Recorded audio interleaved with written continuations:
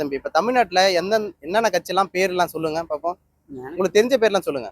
திமுக, ஆ, AIADMK, BJP, ம், TVK, ம். அவ்வளோ. அதை தாண்டி வேற யாராவது கட்சி பேர் சொல்ல முடியுமா? வேற வேற இவ்வளவுதான் தெரியும். அவ்வளோ. ஓகே தம்பி, சூப்பர் தம்பி. இவ்வளவு தெரிஞ்சதே பெரிய விஷயம் தான். ஓகே, நன்றி. 26ல யாருக்கு நான் ஓட்டு போடுவீங்க? நான் வந்து தளபதி விஜய்க்கு போடலான்னு இருக்கேன். விஜய்க்கு போடுவீங்களா? விஜய் என்ன 2026ல திமுக, அதிமுக ஆண்ட கட்சிலாம் இவ்வளவு இருக்கு.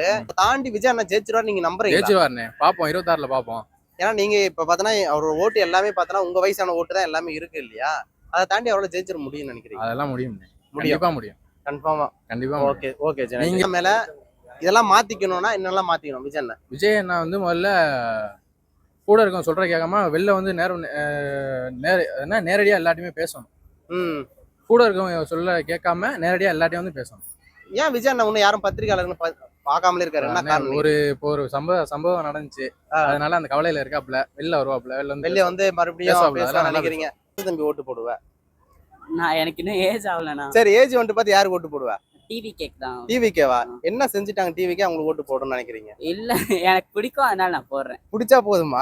அவங்க கொள்கையெல்லாம் எதிர்பார்க்க வேண்டியது இல்ல, மக்களுக்கு நல்லது பண்ணலாம் தேவையில்ல. அவங்க நல்லது பண்ணுவாங்கன்னு எனக்கு தோணுது, அதனால நான் சொல்றேன். கண்டிப்பா மலர்ந்த அப்புறம் கண்டிப்பா அவங்க ஓட்டு போடுவீங்க. எத்தனை ஆக்சுவலா இப்ப என்ன வயசு உங்களுக்கு? இப்போ எனக்கு 16 ஆகுது. இன்னும் 2 வருஷத்துல கழிச்சு ஓட்டு தான் அவங்களுக்கு தான். ஆமா. Okay, BJP